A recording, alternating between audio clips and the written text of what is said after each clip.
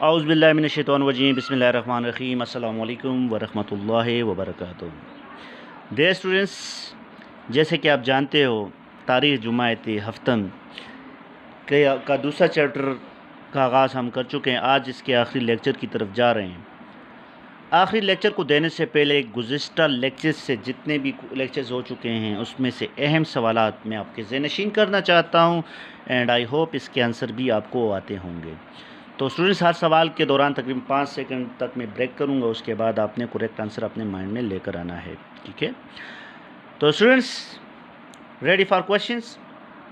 سوال نمبر 1، مغلیہ سلطنت کا سنہری زمانہ کس بادشاہ کے عہد کو کہا جاتا ہے؟ عہد یعنی دور کو کہا جاتا ہے۔ آئی تھنک آپ نے کریکٹ آنسر اپنے مائنڈ میں لایا ہوگا، ویری گڈ۔ اس کا ہم کہتے ہیں شاہ جہاں کے دور کو مغلیہ دور کا سنہری زمانہ کہا جاتا ہے، کیونکہ اس کے دور میں امن و امان اور فتوحات کے سلسلے کافی زیادہ ہو چکے تھے۔ اس کو سنہری زمانہ کہتے ہیں، شاہ جہاں کے دور۔ سوال نمبر 2 ہے، نور جہاں کس کی بیٹی تھی؟ یعنی نور جہاں کے والد کا نام کیا تھا؟ ویری گڈ، آپ کے مائنڈ میں کریکٹ آنسر آیا ہوگا آئی تھنک۔ ہاں، مرزا غیاث بیگ۔ یہ مرزا غیاث بیگ کی بیٹی تھی، پھر بعد میں ملکہ ہندوستان بن گئی تھی۔ اس کے بعد سوال نمبر 3، اکبر نے دین الہی مذہب کس کی مدد سے بنائی؟ وہ کون سے شخصیات تھے جس کی مدد سے اکبر نے ایک نیا دین پیدا کیا یا بنایا؟ وہ اس دین کو یعنی ان بندوں کا نام کیا ہے؟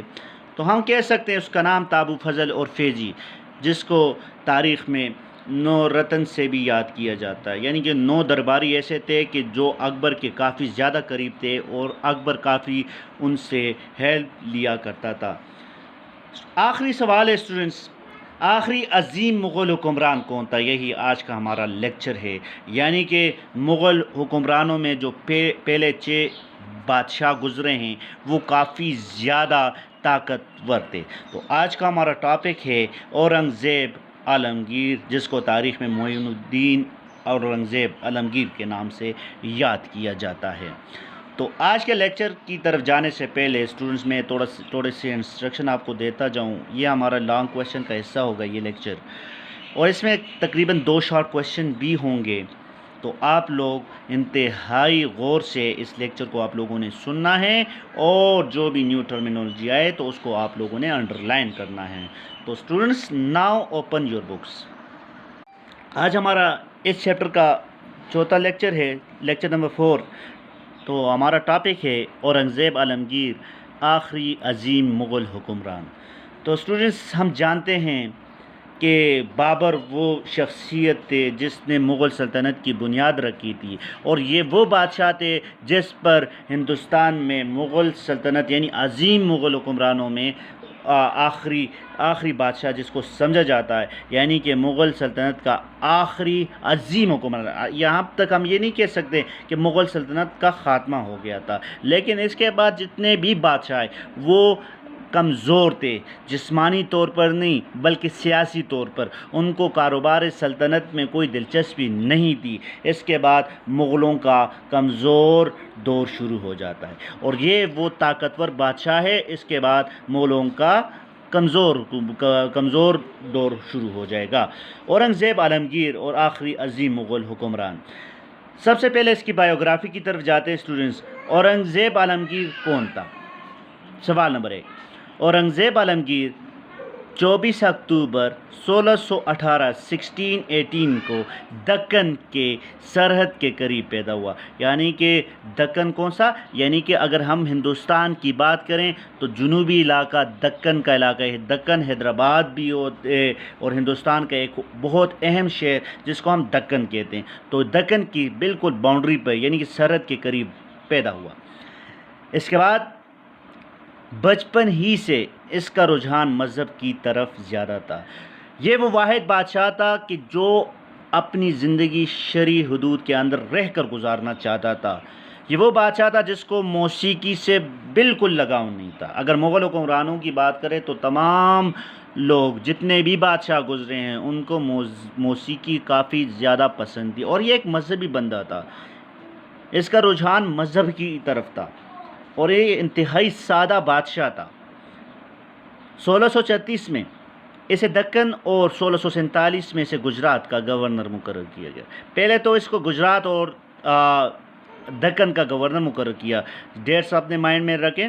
1636 اور 1647 میں اسے گجرات کا گورنر مقرر کیا، یعنی کہ 1636 میں دکن کا اور 1647 میں اسے گجرات کا گورنر مقرر کیا گیا. تو اسٹوڈنٹس، تخت نشینی کی جنگ ہم جانتے ہیں کہ شاہجہاں کے بیٹوں کے درمیان تخت نشینی کی جنگ ہوئی تھی. اقتدار دارالشکوہ کے پاس آ گیا تھا، لیکن اورنگزیب نے اپنی طاقت کی وجہ سے، اپنے عقل و دانش کی وجہ سے دارالشکوہ کو اپنے راستے سے ہٹا کر خود بادشاہ بن گئے تھے. ٹھیک ہے، once again I repeat this point. تخت نشینی کی جنگ میں کامیابی کے بعد اورنگزیب 1658 میں یعنی 1658 میں دہلی مرکز تھا. بادشاہوں کا مرکزی جو تخت تھا وہ دہلی میں تھا. دہلی میں محی الدین محمد اورنگزیب بادشاہ غازی کے لقب سے تخت نشین ہوا. اس کا اوریجنل نام محی الدین محمد اورنگزیب تھا. ٹھیک ہے، محی الدین محمد اورنگزیب بادشاہ غازی کے لقب سے تخت نشین ہوا. اورنگزیب عالمگیر ایک نہایت اور سادہ دیانتدار حاکم تھا. یہ انتہائی سادگی کے ساتھ زندگی بسر کرتا تھا. ٹھیک ہے، باقی بادشاہوں کی بات کریں تو وہ عیش و عشرت کی زندگی بسر کرتے تھے، لیکن یہ تمام بادشاہوں میں وہ بادشاہ تھا کہ جو اپنی کمائی کر کے کھاتا تھا. حالانکہ بادشاہ اپنی کمائی یعنی سارا اسٹیٹ تو اس کا اپنا ہوتا ہے، لیکن وہ ہمیشہ اپنا خوراک، لباس اپنی ہی یعنی ٹوپیاں سی کر، قرآن مجید کی خط و کتابت کر کے اپنی روزی کماتا تھا. Once again I repeat this most important point. Aurangzeb Alamgir ایک نہایت سادہ اور دیانتدار حاکم تھا. اگر ہم بات کریں اس کا کھانا، لباس، اطوار، انداز حیات یعنی کہ انداز حیات یعنی زندگی گزارنے کا طور طریقہ انتہائی سادہ تھا. اورنگزیب عالمگیر نے کبھی بھی چاندی، سونے کے برتنوں میں کھانا نہیں کھایا. اس کے ساتھ ساتھ پوائنٹ نمبر 8، عیش و عشرت اور شراب نوشی سے نفرت کرتا تھا اور ہمیشہ شرعی یعنی کہ اسلامی طرز زندگی کو ہی ترجیح دیتا تھا. مطلب یہ ہے کہ عیاشی کی زندگی سے اس کو نفرت تھی. شراب تو اسلام میں حرام ہے، تو یہ شراب سے کافی زیادہ نفرت کرتا تھا، اور ہندوستان میں مختلف قسم کی پابندیاں بھی اس نے عائد کر رکھی تھی. اس کے ساتھ پوائنٹ نمبر 9 ہے، ہندوستان کا بادشاہ ہوتے ہوئے بھی قرآن مجید کی کتابت اور ٹوپیاں سی کر اپنے اخراجات پوری کیا کرتا تھا. حالانکہ سلطنت ہند یعنی ہندوستان کا بہت بڑا بادشاہ گزرا جس نے 50 سالہ حکومت کی ہندوستان پر، لیکن سادگی کا عالم دیکھ کے ٹوپیاں سی کر اور قرآن مجید کی خط و کتابت کر کے جو پیسے اس کو ملتے تو اسی میں اپنی زندگی بسر کرتا تھا. وہ انتہائی محنتی تھے اور ایک بہترین فرش شناس حکمران تھے، اپنے فرائض سے بخوبی آشنا تھے. اورنگزیب عالمگیر 50 سال اور 2.5 ماہ تک حکومت کرنے کے بعد 21 فروری 1707 کو جمعے کے دن نماز کے بعد وفات ہوئے. دیکھو اللہ تعالیٰ نے کتنا بڑا دن دیا اس کو، یعنی کہ 1707 کو بروز جمعہ نماز کے بعد اس کی وفات ہو جاتی ہے. ٹھیک ہے، اس کی وفات یہ اپنے موت مرتا ہے، یہ اس کو کوئی مارتا نہیں ہے. اچھا، اورنگزیب نے کتنے سال ہندوستان پر حکومت کی؟ 50 سال اور 2.5 ماہ تک ہندوستان پر حکومت کی. یہ اپنے اخراجات کیسے پورا کرتا تھا؟ قرآن مجید کی خط و کتابت اور ٹوپیاں سی کر. یہ ہمارے بہت اہم شارٹ کویشچن آ رہے ہیں. اچھا جی، اورنگزیب کس چیز کو ترجیح دیتا تھا؟ شرعی طرز زندگی کو کافی زیادہ ترجیح دیتا تھا. باقی حکمرانوں کی بات کریں تو وہ عیش و عشرت کی زندگی گزار رہے تھے، لیکن اورنگزیب عالمگیر وہ واحد بادشاہ گزرے ہیں جس کو شراب نوشی اور عیش و عشرت کی زندگی سے کافی زیادہ نفرت تھی. تو students, once again I repeat this most important point. Aurangzeb Alamgir نے 50 سال اور 2.5 ماہ تک حکومت کرنے کے بعد کب وفات پائی؟ 21 فروری 1707 کو جمعے کے دن نماز کے بعد وفات پائی. اورنگزیب کی وصیت، اس کی وصیت تھی، اس کے وصیت کے مطابق اس کو جہاں پر دفنایا گیا. تو یہ ایک بہت بڑے بزرگ کے مقبرے کے قریب، جس کو ہم کہتے ہیں شیخ برہان الدین۔ تو اورنگزیب کی وصیت کے مطابق اسے دولت آباد، یہ وسطی ایشیا کا ایک اسٹیٹ یعنی کہ ازبکستان کا علاقہ ہے جس کو ہم کہتے ہیں دولت آباد کے قریب خلا آباد میں شیخ برہان الدین کے مقبرے کے نزدیک دفن کیا گیا۔ ٹھیک ہے، اس کی وصیت تھی کہ مجھے خلا آباد یعنی دولت آباد کے قریب ایک علاقہ ہے خلا آباد یعنی ازبکستان وسطی ایشیا کا، یہاں سے مغلوں کا آغاز ہوا تھا۔ ٹھیک ہے، اورنگزیب کی وصیت کے مطابق اسے دولت آباد کے قریب خلا آباد میں شیخ برہان الدین کے مقبرے کے نزدیک ہی دفن کیا گیا۔ اب آتے ہیں اورنگزیب دور حکومت کے، یعنی جس طرح ہمایوں کو بہت سے مشکلات کا سامنا کرنا پڑا تو اس طرح اورنگزیب کو بھی کافی زیادہ مشکلات کا سامنا کرنا پڑا، کیونکہ یہ ایک مذہبی بندے تھے اور ہندوستان میں زیادہ سکھ، مرہٹا اور راجپوت فیملی ہندو مت آباد تھے، تو اس وجہ سے اس نے زیادہ اسلام کی طرف فوکس کیا، دوسرے مذاہب کے ساتھ جارحانہ پالیسی بھی اس نے اپنائی۔ تو اس میں ہم کہہ سکتے ہیں اورنگزیب کو اپنے عہدے میں مختلف یعنی عہد حکومت میں یعنی کہ دور حکومت میں مختلف بغاوتوں یعنی اس کے خلاف کافی بغاوتیں ہوئی، تو مختلف بغاوتوں کا سامنا کرنا پڑا۔ سلطنت کے مختلف حصوں میں قبائل، مثلا منگول جو منگولیا ہے یعنی کہ جہاں سے مغل آئے تھے، اور میں نے آپ کو بتایا تھا کہ منگولیوں کا بگڑا ہوا نام ہے، منگول اور یوسف زئی وغیرہ نے اس کے لیے کافی مشکلات پیدا کی۔ کون کون سے قبیلوں نے؟ منگول، پختون، افغان قبیلوں میں یوسف زئی قبیلے نے، اور ساتھ میں راجپوت فیملیوں نے بھی کافی زیادہ مشکلات پیدا کی۔ آگے ہم پڑھیں گے اس کو۔ اس کے ساتھ ساتھ ہم بات کریں تو اسلامی نظام کے قیام میں بھی اسے مسائل کا سامنا کرنا پڑا۔ اورنگزیب کو جاٹوں، یہ بھی ہندوؤں کی ایک قبیلہ ہے، جاٹ، جس میں مرہٹا یہ بھی ہندوؤں کا قبیلہ ہے، اور راجپوت جو کہ ہم پہلے بتا چکے ہیں کہ اکبر نے راجپوتوں کے ساتھ رشتہ داری اپنائی اور کافی زیادہ کلوز کیا تھا، تو ان راجپوتوں نے ہی پھر بغاوت کرنی شروع کر دی۔ تو اس میں کون کون سی قومیں ہیں؟ اورنگزیب کو جاٹوں، مرہٹوں اور راجپوتوں کی طرف سے بھی مشکلات کا سامنا کرنا پڑا۔ ٹھیک ہے، یہ تین بہت طاقتور قبیلے تھے ہندوستان کے۔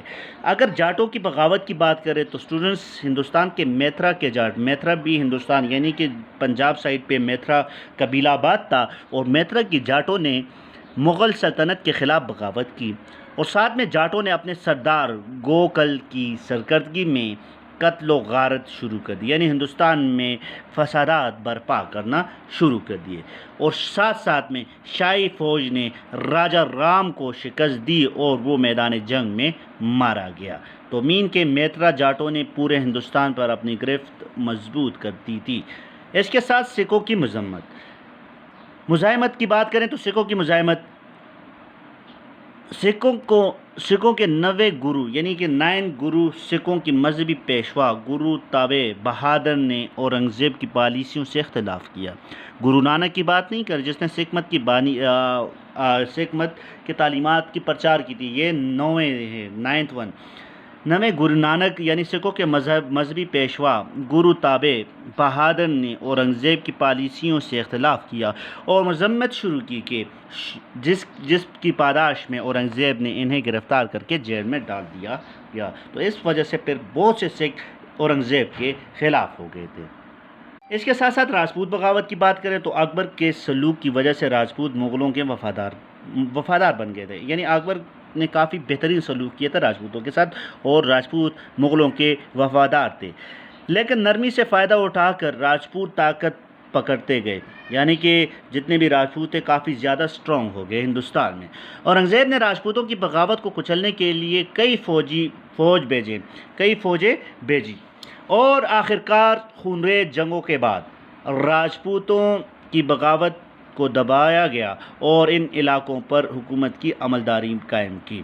اس کے ساتھ ساتھ اورنگزیب کی دکنی مہم جوئی کے نتائج اور مرہٹوں کو زور پکڑنا۔ تو یہ کیسے ہوا کہ اورنگزیب کے دکن کی پالیسی یعنی اس کے آبا و اجداد کی پالیسی سے مختلف نہیں تھی. یعنی آبا و اجداد بھی دکن کی پالیسی، اگر ہم میواڑ کے رانا سانگا کی بات کریں، جب بابر کو اس نے ہندوستان پر حملے کی دعوت دی اور پھر کہا کہ آپ ہندوستان چھوڑ کر واپس چلے جاؤ، تو پھر وہی پالیسی اورنگزیب نے بھی اپنائی. اورنگزیب کی خواہش تھی کہ آپ کی ریاست جنوب کی طرف وسعت اختیار کر، یعنی کہ جس طرح ہم کہہ سکتے ہیں کہ مغلوں کا اقتدار شمالی ہند پر کافی مضبوط تھا اور مغل حکمران یہ چاہتے تھے کہ جنوبی ہند پر بھی ان کی حکومت ہو، تو جس پر اورنگزیب کی دکن پالیسی میں اس کو ناکامی، کیونکہ میں نے آپ کو بتا دیا تھا کہ یہاں پر مختلف قوموں نے اورنگزیب کے خلاف بغاوتیں شروع کی. ایک قبیلہ نہیں بلکہ اس میں مرہٹا ہے، اس میں سکھ ہے، اس میں جاٹ ہے، اس میں راجپوت ہے، مطلب بڑی بڑی جو قوتیں تھیں وہ اورنگزیب کے سامنے اٹھ کھڑی ہوئی، جس کی وجہ سے اورنگزیب کی دکن کی پالیسی ناکام ہوئی اور مرہٹے پوری طاقت کے ساتھ ابھرنے لگے. اس کے ساتھ پوائنٹ نمبر 4 میں نے لکھا ہوا ہے کہ اورنگزیب کی ناکامی کی وجوہات یہ تھی. وہ کون کون سے وجوہات تھی؟ جس میں مرہٹوں نے مغلوں کو جنوب میں دیکھ کر اپنی فوج طاقت میں بے پناہ اضافہ کیا. جب اورنگزیب نے جنوبی ہند کی طرف پیش قدمی کی تو مرہٹا نے اپنی فوج کو بہت زیادہ سٹرونگ کر دیا تھا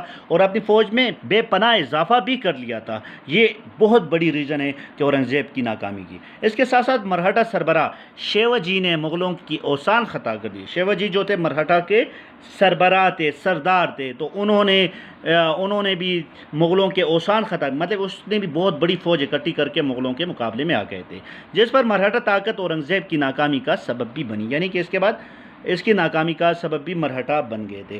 اس کے ساتھ ساتھ اگر ہم بات کریں اورنگزیب کی مذہبی پالیسی اور اس کے اثرات، تو اسٹوڈنٹس، اورنگزیب عالمگیر نے تخت نشین ہوتے ہی اسلامی طرز زندگی کا رواج دینے کی کوشش کی اور جنگ تخت نشینی کی وجہ سے ملک میں بدامنی اور انتشار تھا اور مختلف ٹیکسوں اور جرمانوں نے لوگوں کو مشکلات میں اضافہ کر دیا تھا، جس پر اورنگزیب نے 80 قسم کے مختلف ٹیکسوں کو جو ہندوؤں اور مسلمانوں کے سرکاری خزانے میں جمع کرانے تھے وہ معاف کر دیے تھے. یہ تو اس کی مذہبی پالیسی آگے تھی.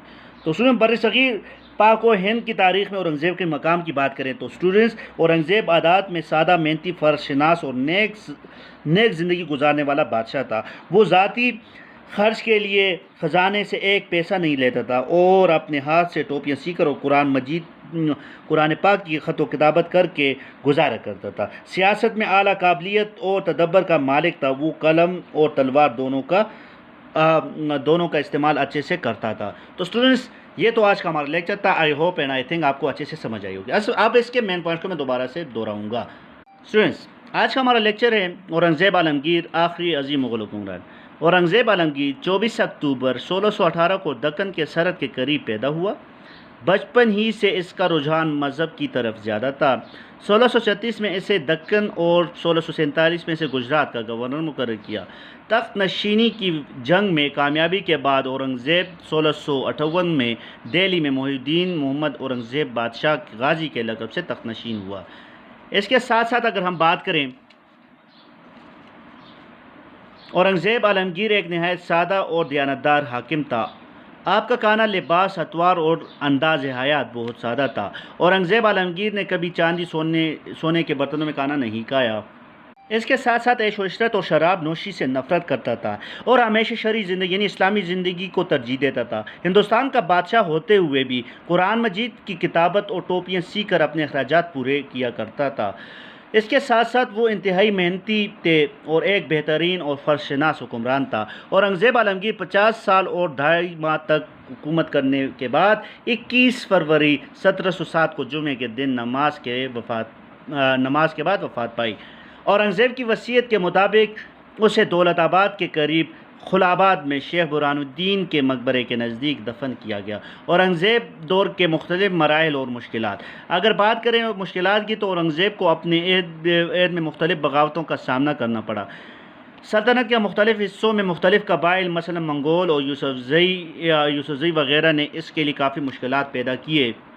اس کے ساتھ ساتھ اسلامی نظام کے قیام میں بھی اسے مسائل کا سامنا کرنا پڑا. اورنگزیب کو جاٹوں اور مرہٹوں اور راجپوتوں کی طرف سے بھی مشکلات کا سامنا کرنا پڑا. جاٹوں کی بغاوت کی بات کریں تو میترا کے جاٹوں نے مغل سلطنت کے خلاف بغاوت کی اور جاٹوں نے اپنے سردار گوکل کی سرکردگی میں قتل و غارت شروع کر دی. شاہی فوج نے راجہ رام کو شکست دی اور وہ میدان جنگ میں مارا گیا۔ سکھوں کی مذمت کی بات کریں تو سکھوں کے نوے گرو، سکھوں کی مذہبی پیشوا، یعنی گرو یعنی سکھوں کے مذہبی پیشوا، یعنی کہ اس کو مذہب کو پرچار کرنے والا گرو تبیغ بہادر اور اورنگزیب کی پالیسیوں سے اختلاف کیا اور مذمت شروع کی، جس کی پاداش میں اورنگزیب نے انہیں گرفتار کر کے جیل میں ڈال دیا۔ اس کے بعد راجپوت بغاوت کی بات کریں تو اکبر کے سلوک کی وجہ سے راجپوت مغلوں کے وفادار بن گئے تھے، لیکن نرمی سے فائدہ اٹھا کر راجپوت طاقت پکڑنے لگے۔ اورنگزیب نے راجپوتوں کی بغاوت کو کچلنے کے لیے کئی فوجیں بھیجے اور آخرکار کئی خونریز جنگوں کے بعد راجپوتوں کی بغاوت کو دبا دیا گیا اور ان علاقوں پر حکومت کی عملداری قائم کی گئی۔ اورنگزیب کی دکنی مہم جوئی کے نتائج اور مرہٹوں کے زور پکڑنا۔